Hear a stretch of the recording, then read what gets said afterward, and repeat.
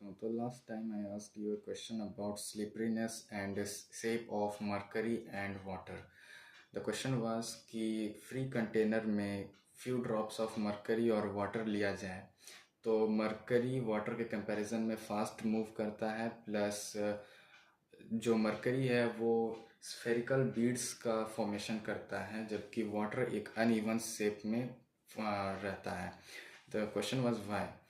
तो सबसे पहले तो ये क्वेश्चन देखा जाए तो बहुत ही छोटा सा लगता है, बट इसके पीछे का कोर कॉन्सेप्ट बहुत ही इंटरेस्टिंग और मज़ेदार है। इसे छोटा वीडियो में समेटना बहुत मुश्किल था, तो इसके लिए हमको बड़ा वीडियो बनाना पड़ रहा है। और इंटरेस्ट वाइज देखा जाए तो 9th-10th के स्टूडेंट्स भी इसे समझ सकते हैं, बस उनके लिए ये इतना हैवी टर्म्स नहीं यूज़ होगा। उनके लिए सिर्फ इतना सा ये आंसर है कि मरकरी का वाटर से ज़्यादा हाई डेंसिटी और हाई सरफेस टेंशन होने के कारण मरकरी स्फेरिकल बीड्स का फॉर्मेशन करता है, और स्फेरिकल फॉर्म में होने के कारण उस पर फ्रिक्शन बहुत कम लगता है और वो रोल जल्दी हो जाता है। इसी कारण वाटर के कंपैरिजन में फास्ट मूव करता है, और वो वाटर के कंपैरिजन में एक इवन शेप्ड सब्सटेंस रहता है। नाउ अब देखा जाए हायर स्टैंडर्ड के हिसाब से तो इसमें हैवी वर्ड्स और हैवी टर्म्स का यूज़ होगा, और इससे जेई एंड नीट एस्पिरेंट्स को ज़रूर देखना चाहिए। तो स्टार्ट करते हैं। तो मरकरी, जैसा कि हम लोग जानते हैं, जी एक मेटल है, बट वो लिक्विड स्टेट में प्रेजेंट होता है। तो जैसा कि मेटल के लिए मेटालिक रेडियस डिफाइन है, वैसे ही मेटल्स के लिए मेटालिक बॉन्ड्स भी डिफाइंड है। तो मरकरी दो in liquid state is a metal only. तो मेटल होने के कारण दो मरकरी के एटम्स के बीच में एक फोर्स प्रेजेंट रहता है, वो होता है मेटेलिक बॉन्ड के कारण। इसे आप इंटरमोलिकुलर फोर्सेस का भी नाम दे सकते हैं। Now this force acts as a cohesive force. For those of you who don't know cohesive force, तो cohesive force is a force acting between two atoms और two molecules of a same substance. तो ये cohesive force की तरह काम करता है। Now the adhesive force, for those of you who don't know what is adhesive force is the force acting between the atoms और molecules of the substance and the surface between them. Now in the case of mercury, the cohesive force is much larger than the adhesive force attracting towards the surface. तो surface और mercury के atoms के बीच में भले ही एक force of attraction है, but जो cohesive force है मेटालिक बॉन्ड के कारण, मेटालिक बॉन्ड आप लोग जानते होंगे कि मेटल के बीच में बहुत ज़्यादा ही स्ट्रॉन्ग अट्रैक्शन होता है, जिस कारण से अधिकतर मेटल सॉलिड फॉर्म में प्रेजेंट होते हैं। बट लिक्विड ऐसा नहीं है, रूम टेम्परेचर पे लिक्विड स्टेट में प्रेजेंट होता है, बट फिर भी मेटालिक बॉन्ड के कारण उसके बीच में बहुत ही स्ट्रॉन्ग अट्रैक्शंस रहता है, जिसके कारण से वो इस फोर्स को ओवरकम करके आपस में जुड़ा हुआ रहता है। वही इन केस ऑफ वाटर हम बात करें तो वाटर का मॉलिक्यूल्स, जैसा कि जानते हैं आप लोग, H2O। तो ऑक्सीजन एक लार्जर एटम है और ज़्यादा इलेक्ट्रोनेगेटिव है in comparison of hydrogen atom. तो वो एक पोलर सब्सटेंस है इसके इलेक्ट्रोनेगेटिविटी डिफरेंस के वजह से। और दो हाइड्रोजन के बीच में, जबकि हाइड्रोजन ऑक्सीजन से कनेक्टेड है, तो हाइड्रोजन्स के बीच में H बॉन्ड प्रेजेंट होगा, जो कि नॉर्मल है। Now this H bond also acts as the cohesive force between two water molecules. जैसा कि आप लोग जानते हैं, वाटर एक पोलर सब्सटेंस है, तो उसके बीच में एडेसिव फोर्स सब्सटेंस के और सरफेस के बीच में एडेसिव फोर्स कंपलसरी है ही। तो यहाँ पे वाटर के केस में क्या होता है कि ये पोलर सब्सटेंस है, इस वजह से सरफेस और वाटर मॉलिक्यूल्स के बीच में एडेसिव फोर्स इसके कोहेसिव फोर्स से बहुत ज़्यादा हो जाता है। भले ही उसके बीच में कोहेसिव फोर्स भी है, एडेसिव फोर्स भी है, बट एडेसिव फोर्स इतना ज़्यादा है कोहेसिव फोर्स के कंपैरिजन में कि एडेसिव फोर्स कोहेसिव फोर्स को ओवरकम करके सरफेस से एक तरह से पार्शियल चार्ज पैदा करता है, और उन पार्शियल चार्जेस के वजह से एक अट्रैक्शन फॉर्म होता है और ये सरफेस से अट्रैक्टेड होके चिपक जाते हैं। तो यहीं अगर मरकरी यहाँ रेड पेन से हम दर्शाएं, मरकरी और वाटर के केस में अगर दोनों को कंपेयर किया जाए तो यहाँ पे सरफेस टेंशन का बहुत मेजर रोल प्ले होता है। तो सबसे पहले अगर मरकरी का देखा जाए तो मरकरी एक फ्री कंटेनर में एक सरफेस को अगर फ्यू ड्रॉप्स ऑफ मरकरी अगर छोड़ा जाए तो स्फेरिकल बीड्स का फॉर्मेशन करते हैं। Now this is because of the high surface tension. We know surface tension is force upon length. ये सरफेस टेंशन हाई इसलिए इसी वजह से होता है, ये इसके हाई मेटेलिक फोर्सेस की वजह से। तो अगर इसको इंटरसेक्ट करके देखा जाए इसके बीच से, तो इसके बीच में लगने वाला अंदर का टेंसाइल स्ट्रेस इसका एफ शियर स्ट्रेस से बहुत ज़्यादा होता है। तो इसका अगर शियर स्ट्रेस इस पार्ट में देखा जाए और इस पार्ट में देखा जाए, तो इस पार्ट में लगने वाला शियर स्ट्रेस इसके अंदर वाले लगने के टेंसाइल स्ट्रेस से बहुत कम होता है। इसके अंदर लगने वाला टेंसाइल स्ट्रेस शियर स्ट्रेस को ओवरकम करके इसको एक स्फेरिकल फॉर्म में रखता है, सारे पार्टिकल को एक तरह से जोड़ के रखता है। तो इसका स्फेरिकल फॉर्म में होने की वजह से इसका सरफेस से जो कांटेक्ट है वो भी बहुत कम हो जाता है। तो सरफेस से कांटेक्ट कम होने का एक एडवांटेज मिल जाता है मरकरी को कि उसका फ्रिक्शन बहुत कम हो जाता है। यहाँ पे स्टैटिक फ्रिक्शन और काइनेटिक फ्रिक्शन का बात कर रहे हैं। स्टैटिक फ्रिक्शन और काइनेटिक फ्रिक्शन दोनों ही कम हो जाता है सरफेस से कम कांटेक्ट होने की वजह से। कम कांटेक्ट इसलिए होता है क्योंकि surface tension is force upon length. तो यहाँ पे टेंसाइल स्ट्रेस इसका बहुत ज़्यादा है, हाई है, तो फोर्स ज़्यादा है और सरफेस टेंशन भी बहुत ज़्यादा है, तो इसका लेंथ बहुत कम होगा। अगर टेंशन ज़्यादा है तो लेंथ कम है, तो लेंथ कम है इसलिए फ्रिक्शन भी बहुत कम है। वहीं अगर पानी के केस में देखा जाए तो पानी का एक बहुत अनइवन शेप होता है, क्योंकि इसका जो शियर स्ट्रेस है, अगर इसका डाइसेक्शन किया जाए एक सिर्फ इमेजिनरी लाइन खींच के, तो इसका डाइसेक्शन, इसका शियर स्ट्रेस जो होता है उसके वेट के वजह से जो डेवलप होता है शियर स्ट्रेस, वो इसके टेंसाइल स्ट्रेस से बहुत ज़्यादा होता है। इसका टेंसाइल स्ट्रेस बहुत कम क्यों होता है? क्योंकि एच बॉन्ड इसका एडेसिव बॉन्ड से बहुत कमज़ोर होता है। तो इसका जो शियर स्ट्रेस इसके वेट के वजह से प्रोड्यूस होता है, वो इसके टेंसाइल स्ट्रेस को ओवरकम करके इसको एक अनइवन शेप में आने के लिए मजबूर कर देता है। प्लस यहाँ का टेंसाइल शियर स्ट्रेस तो इसको अपने तरफ खींचा ही, और यहाँ पे जो सरफेस से एडेसिव फोर्स लग रहा था वो एक पार्शियल पोलर बॉन्ड्स का फॉर्मेशन करते हैं सरफेस से। तो सरफेस से यहाँ पे दो दो फोर्स लग रहे हैं, मतलब polar bonds, partial polar bonds भी लग रहे हैं, उसका लेंथ भी इंक्रीज हुआ है। तो इसके कारण से इसका फ्रिक्शन और ज़्यादा ही मल्टीप्लाइड फॉर्म में बढ़ जाता है। इसका स्टैटिक फ्रिक्शन भी बढ़ जाता है और काइनेटिक फ्रिक्शन तो बढ़ता ही है। नाउ इस पे एक मेजर रोल विस्कोसिटी का भी होता है। सरफेस टेंशन तो सिर्फ लेंथ का काम करती है, बट विस्कोसिटी, जहाँ भी हम लोग जानते हैं कि किसी भी लिक्विड के मूवमेंट का बात आता है वहाँ विस्कोसिटी टर्म ज़रूर यूज़ होता ही है ना। विस्कोसिटी यहाँ पे बहुत लोग कंफ्यूज हो जाते हैं कि अगर मरकरी ज़्यादा विस्कस है, क्योंकि उसमें डेंसिटी बहुत ज़्यादा है, मरकरी अगर ज़्यादा विस्कस है तो उसको कम मूव करना चाहिए, जबकि ऐसा नहीं है। मरकरी बहुत फास्ट मूव करता है इन कंपैरिजन टू वाटर, जबकि वाटर कम विस्कस है मरकरी के कंपैरिजन में। तो यहाँ पे इसका मिस इंटरप्रिटेशन बहुत ज़्यादा हो जाता है स्टूडेंट्स के बीच में। तो हम बताना चाहेंगे कि विस्कोसिटी दो तरह से डिफाइंड है, दो तरह के विस्कोसिटी होते हैं। तो दो तरह के विस्कोसिटी ये होते हैं, डायनेमिक विस्कोसिटी जिसे हम लोग वीडी से रिप्रेजेंट करते हैं, और काइनेमेटिक विस्कोसिटी जिसे हम लोग वी के से रिप्रेजेंट करते हैं। Now dynamic viscosity is resistance to flow from the internal shear stress. जो हम लोग इतना देर से शियर स्ट्रेस का बात कर रहे थे, जो कि इसके अपने ओन mg वेट के वजह से डेवलप हुआ है, उसी स्ट्रेस को रेजिस्ट करने का जो प्रॉपर्टी है उसी को डायनेमिक विस्कोसिटी कहते हैं। Now in the case of mercury हम लोग देख सकते हैं कि ये शियर स्ट्रेस को टेंसाइल स्ट्रेस बहुत ज़्यादा ही ओवरकम कर दे रहा है, इसलिए इसका डायनेमिक विस्कोसिटी तो ज़्यादा है वाटर के कंपैरिजन में। इसका डायनेमिक विस्कोसिटी वाटर के कंपैरिजन में बहुत ज़्यादा है, बट वहीं काइनेमेटिक विस्कोसिटी जिसके वजह से किसी भी फ्लूइड या किसी भी लिक्विड को उसके मूवमेंट से कंपेयर किया जाता है, वो काइनेमेटिक विस्कोसिटी के कारण होता है। Kinematic viscosity is again defined by dynamic viscosity upon density.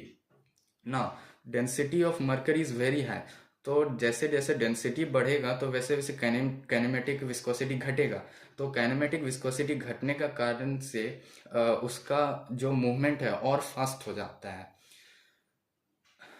Now अगर इसको एक अलग सिनेरियो में देखा जाए, जैसा कि मैंने पिछले वीडियो में बताया था, वो उस केस में अगर एग्जैक्ट केस में देखा जाए जिसमें ग्रेविटी के कारण मरकरी और वाटर मूव कर रहे थे, तो वो ऐसा रहेगा कुछ। नाउ अगर उस केस को अगर पार्सली इंटरसेक्ट करके देखा जाए, तो ऐसा ही कुछ वेज मूवमेंट हमें देखने को मिलेगा।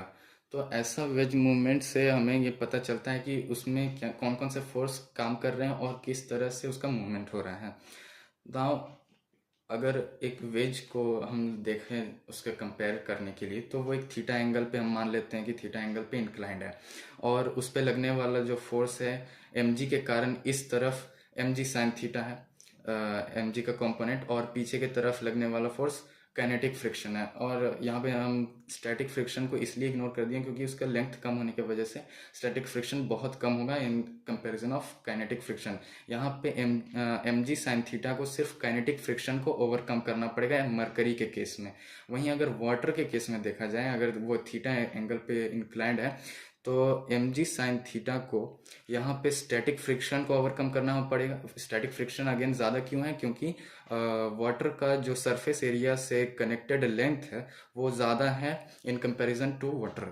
तो स्टैटिक फ्रिक्शन बहुत ज़्यादा हो जाएगा मरकरी का। तो स्टैटिक फ्रिक्शन को ओवरकम करना है एम जी साइन थीटा को, प्लस उसको काइनेटिक फ्रिक्शन ओवरकम करना ही पड़ेगा नीचे तक आने के लिए। प्लस यहाँ पे जो एडिशनल पोलर अट्रैक्शन हुआ है सरफेस और वाटर मॉलिक्यूल्स के बीच में, उस अट्रैक्शंस को भी तोड़ना पड़ेगा एम जी साइन, सिर्फ अकेले इस M G sine theta component को। तो आप खुद ही कंपेयर कीजिए, अकेला एम जी साइन थीटा सिर्फ काइनेटिक फ्रिक्शन को ओवरकम कर रहा है, और अकेला M G sine theta static friction, kinetic friction और पोलर अट्रैक्शंस को भी ओवरकम करना है। तो ज़्यादा स्पीड तो ऑब्वियसली मरकरी के केस में ही आएगा। और इसे देखने का एक अलग नज़रिया भी है, बट उससे पहले हम बताना चाहेंगे, बहुत सारे स्टूडेंट्स को ये डाउट होता है कि इसका जो टेंजेंशियल एक्सेलरेशन है वो मास पे डिपेंड करता है, क्योंकि वो इसे एक सर्कुलर मोशन की तरह देखते हैं। अगर सर्कुलर मोशन में भी देखा जाए, एक बॉल ले लिया जाए, एक बॉल के अंदर मरकरी के ड्रॉप और वाटर ड्रॉप को भी कंपेयर किया जाए, तो मरकरी का ड्रॉप कुछ उसका मूवमेंट कुछ इस तरह से होता है। उसका शेप बिगड़ता नहीं है, वो थ्रू आउट द जर्नी उसका शेप स्फेरिकल बीड के फॉर्म में रहता है। वो इधर से इधर, इधर से इधर जाने समय भी उसका शेप स्फेयर ही रहेगा। बट वाटर के कंपैरिजन में देखा जाए तो वाटर का शेप बहुत ही अनइवन तरह से बदलता है। उसका सबसे पहले उसके वेट के कारण जो स्ट्रेस हुआ है उसके कारण उसका शेप पहले ये रहेगा। उसके बाद जो शियर स्ट्रेस ओवरकम हुआ है वेट के कारण इस डायरेक्शन में, तो इस तरफ और इस तरफ वो डिस्ट्रीब्यूट हो जाता है, और उसको इसके इनर्शिया के कारण उसको फिर से वापस चढ़ना पड़ेगा। तो इनर्शिया के कारण वो जब पीछे आता है तो उसके वेट के कारण जो पीछे से स्ट्रेस डेवलप हुआ है उसके कारण इसका शेप कुछ इस तरह का हो जाता है। नाउ टेंजेंशियल एक्सेलरेशन मास पे डिपेंड नहीं करता है। ये बहुत गलत धारणा है कि टेंजेंशियल एक्सेलरेशन यानी कि इस डायरेक्शन में अगर पार्टिकल मूव कर रहा है तो इस डायरेक्शन में जो उसका एक्सेलरेशन है वेलोसिटी के कंपोनेंट के साथ, वो उसके मास पे डिपेंड करता है। नहीं, हम लोग जानते हैं ग्रेविटी का वैल्यू दोनों के लिए सेम है, एक्सेलरेशन ड्यू टू ग्रेविटी का वैल्यू जी। नाउ अगर हम देखा जाए तो इसके लिए भले हम मान सकते हैं कि इसका डेंसिटी ज़्यादा है, तो इस ड्रॉप में इस वाटर के कंपैरिजन में इसका मास ज़्यादा होगा, लेकिन उसको खींचने वाला component M G sine theta है। तो लेकिन उसका जो फोर्स है उसमें एम इसके मास पे डिपेंड कर रहा है। तो सब सोचते हैं कि इस पे ज़्यादा फोर्स लग रहा है तो ये ज़्यादा स्पीड से लग रहा है, तो नहीं, ये इस पे ज़्यादा फोर्स नहीं लग रहा है। इस पे फोर्स उतना ही लग रहा है जिसे जितना कि उसको जी साइन थीटा एक्सेलरेशन से गिरने के लिए ज़रूरत है। और अगर इसमें भी अगर स्टैटिक फ्रिक्शन, काइनेटिक फ्रिक्शन और पोलर अट्रैक्शन को नेग्लेक्ट कर दिया जाए, तो इसमें भी बिना कोई ओपोज करने की फोर्स के वजह से, सिर्फ अगर कंपेयर किया जाए तो M G sine theta upon M देखा जाए तो सिर्फ जी साइन थीटा से ही ये नीचे गिरेगा। नाउ अगेन डेंसिटी ज़्यादा है मरकरी का, तो इसका इनर्शिया भी ज़्यादा होगा। तो हम लोग जानते हैं inertia is directly proportional to mass, तो डेंसिटी ज़्यादा हुआ तो मास ज़्यादा हुआ, तो मास ज़्यादा हुआ तो इनर्शिया ज़्यादा हुआ। इनर्शिया ज़्यादा होने के कारण अगर किसी भी टिल्टेड सरफेस पे मरकरी को रखा जाता है तो वो बाउंस बाउंस बैक तो नहीं, लेकिन वो मूवमेंट को रेजिस्ट कम करता है, वो बहुत ज़्यादा ही मूव करता है। हाँ, भले इनर्शिया ऐसा देखा जाता है कि inertia is a property which resists movement, but inertia is not that property. Inertia is a property which resists change in state of motion. तो अगर एक बार वो मरकरी मोशन में आ गया तो वो रेस्ट पे आने के लिए रेजिस्ट करेगा।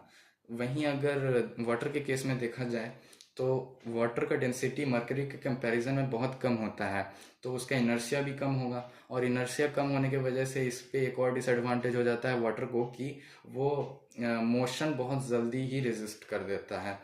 नाउ अगेन, मरकरी को पुराने ज़माने में क्विक सिल्वर कहा जाता था। भले उसे अभी भी कॉमन नाम से क्विक सिल्वर से जाना जाता है, बट पहले इसे क्विक सिल्वर इस नाम से जाना जाता था। क्यों? क्योंकि मरकरी का ये प्रॉपर्टी है उस वो बहुत फास्ट मूव करता है। जितना अभी हम लोग देखे हैं कि मरकरी मूव करता है, तो इससे आपको पता चल ही गया होगा कि मरकरी बहुत ज़्यादा ही फास्ट मूव करता है।